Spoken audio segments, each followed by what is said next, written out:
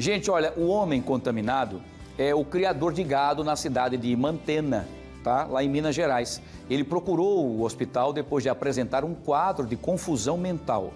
A infectologista, a doutora Luciana Pacheco, é quem vai nos esclarecer as dúvidas para a gente sobre essa situação e sobre a doença, né? Doutora Luciana, mais uma vez, boa tarde, seja bem-vinda aqui ao nosso Explica Pra Gente no Fenômeno Fica Alerta, para falar de um assunto que até então era raridade, mas agora um caso aconteceu no Brasil, no caso desse criador de gado aí. O que pode ter acontecido? Será que ele foi mordido por um morcego? O que aconteceu, doutora Luciana? A senhora tem essa informação? Boa tarde. Boa tarde, Wilson. Boa tarde a todos os telespectadores. Wilson, o que tem sido aventado aí com relação a esse caso é que ele tenha se contaminado tratando um bezerro de um gado bovino, né? Um bezerro, filhote de boi. Um bezerrinho mesmo. Exatamente. E aí, ele, nesse tratamento, após esse tratamento, depois de algum tempo, ele começou a apresentar os sintomas da raiva. A raiva, como a gente chama, a raiva humana, é uma doença grave, porque ela, na maioria das vezes, ela é fatal, é um problema de saúde pública, porque envolve animais como cães, como gatos, e os animais bovinos. Então, os mamíferos, eles podem transmitir a raiva para o ser humano através da picada, da mordida, né? Através da saliva, na verdade, a inoculação. O vírus está presente na saliva desses animais, e aí, quando esse animal morde, mas também através de arranhadura ou até de lambedura, pode introduzir esse vírus no ser humano. E é uma doença, como eu falei, grave, porque envolve, no ciclo urbano, cães e gatos, que são muito frequentes, né, no nosso contato diário. Doutora Luciana. Cães de rua que não são tratados, que não são vacinados, por exemplo. Assim. Muito bem, sem querer te atrapalhar, já te atrapalhando, só para a gente poder entender, esse fazendeiro estava manipulando um bezerrinho que talvez estivesse com problema de saúde, ele ali estava fazendo tratamento. Como é que ele pode ter se contaminado? Com a saliva do bezerro, em contato com algum corte da mão dele? Como é que aconteceu isso? Pode ter sido no momento em que ele, pela saliva, o bezerro devia estar infectado, e aí geralmente, nesse ciclo, como a gente chama silvestre, há um envolvimento, por exemplo, do morcego. Então, o morcego, ele pica, né, o bezerro para sugar o sangue, e aí ele transmite o vírus. O vírus circula no bezerro, e quando o bezerro estava doente, apresentou sinais de doença, e ele foi cuidar do bezerro. Então, colocou a mão na boca, pegou a saliva do bezerro ali para administrar a medicação. Nesse momento, não é raro acontecer alguma arranhadura. Então, alguma inoculação, naquele momento, quando abre a boca, tem os dentes, então a gente coloca ali a mão, muitas vezes sem nenhuma medida de proteção, né? Coloca a mão, até vai colocar a medicação sem querer, ou até mesmo porque não está pensando em se proteger, ou não está pensando na doença, ou que o animal estivesse doente, sem estar com uma luva adequada para fazer o tipo de administração, ele pode ter se, naquele momento, ferido, nem ter percebido, e ali o vírus foi inoculado no corpo dele. Muito bem, perfeito, bem explicadinho para as pessoas entenderem, para não pensar que é só quando passar a mão no boi pegar, e não é bem assim. Tem toda essa situação para as pessoas ficarem atentas. Vamos fazer o seguinte, doutor Luciano, tem perguntas dos nossos telespectadores que querem participar com a senhora aqui. Vamos ver então quem faz a primeira pergunta para a doutora Luciana Pacheco, infectologista. É a Gilmara de Souza, ela é do Clima Bom, doutora. Ela pergunta o seguinte: doutora Luciana, quais animais podem transmitir a raiva humana?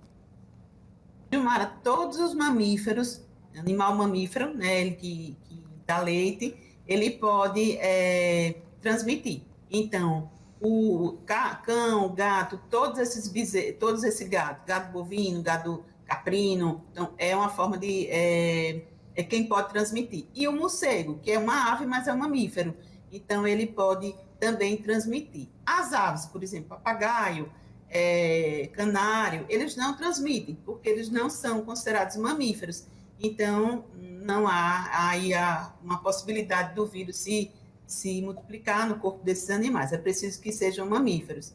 E aí, eles entrando em contato mordendo o ser humano, de alguma forma, às vezes até numa lambedura, uma pessoa tem uma ferida no local, pode ser uma forma também de contaminação. Isso vale para o cão, para o gato, né? O morcego, porque é o seguinte, né, doutor? Ele é uma coisa impressionante. Os morcegos são aqueles chamados vampiros, né? A gente tem muito mais os que comem mais frutas, enfim. Mas quando ele morde, né? O vampiro, ele morde e a própria saliva tem um anestésico que a gente não sente durante a noite. Ele vai lambendo aquele sangue, né? Que vai ali e tal. E aí é um contato com a raiva. Com os animais, principalmente. Depois com os animais maiores, né? No caso dos bovinos, como a senhora citou, a gente acaba, então, se contaminando por descuido total. Vamos lá, vamos para a segunda pergunta de hoje, doutor Luciano. Quem faz a pergunta para a doutora Luciana Pacheco hoje a segunda pergunta é a Célia Santana, lá do Trapista Barra. Ela pergunta o seguinte: doutora Luciana, em quais casos devemos procurar o serviço médico? A orientação é que em qualquer caso de mordedura, você procure o serviço médico, porque ele não é qualquer local, né? Aqui em Maceió, são os mini pronto-socorros e as UPAs que podem fazer esse atendimento. Então, na necessidade, a pessoa vai, por isso que eu falei até no filme que a gente grava antes para chamar a atenção para o tema, é que é uma doença que o tratamento é difícil, uma vez que a pessoa esteja infectada com o vírus. Existem alguns protocolos de tratamento, mas é um caso sempre muito grave. Mas existe prevenção, e a prevenção é feita com vacina e com soro específico contra a raiva. Então, quando a pessoa tem uma situação dessa, procure o serviço, porque lá no serviço eles estão aptos a orientar quem precisa tomar soro, quem precisa tomar vacina, quem precisa tomar as duas situações. Existem condições aí diferentes. Geralmente, todo acidente por um animal silvestre, por exemplo, um saguim que tenha em casa, ou que entre na sua casa, né? Não é raro acontecer isso, quem mora em casa, quem tem quintal. Então, aquele saguim, que é considerado um animal silvestre, se ele picar, se ele morder a pessoa, ele pode transmitir a raiva. Então, e é difícil a gente observar o saguim em casa, ele pode sair, pular para outra casa e tal. Então, a gente não tem como a gente observar, porque, por exemplo, o cão, se ele morder a pessoa no braço, for uma mordida muito leve, só uma arranhadura, a pessoa aguarda 10 dias aí, observando esse cão, se tiver condições de observar o cão.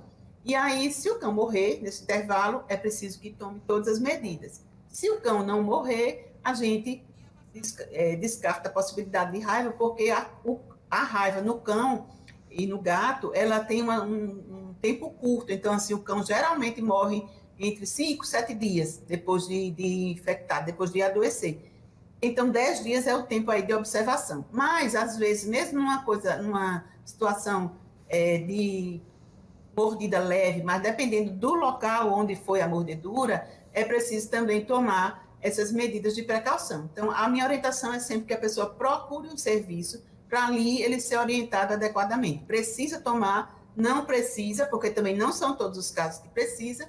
E, como você falou, às vezes a pessoa acha que passando a mão vai se infectar, e não é assim.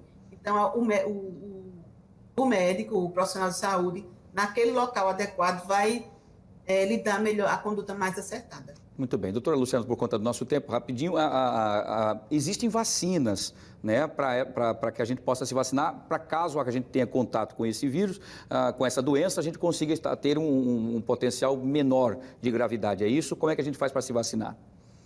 Então, a vacina, ela é dada, assim, rotineiramente, só são em algumas pessoas, alguns grupos, Wilson. Pessoas, por exemplo, que são cuidadores de animais, que vivem em captura, para fazer captura de animais, veterinários, então, pessoas que trabalham em laboratório, então, eles podem tomar a vacina mais regularmente.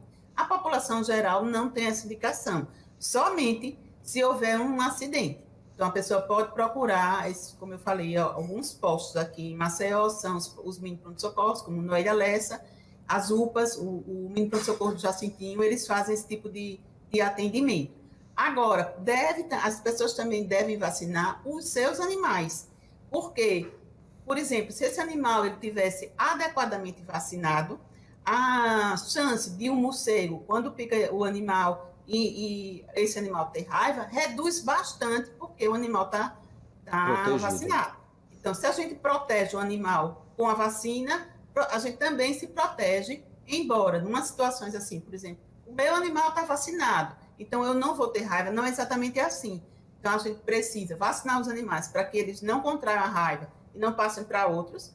E a gente precisa também, no caso de um acidente, se proteger procurando um serviço adequado. Perfeito, excelente explicação, ótimo. Muito obrigado, doutora Luciana, mais uma vez aqui pela sua participação no Explica Pra Gente. Acho fantástico isso, porque é uma prestação de serviço pura para todos os nossos telespectadores, para a população de uma forma em geral, e a senhora faz isso brilhantemente. Parabéns mais uma vez, boa semana, com muita saúde para todos nós. Até a próxima, boa tarde.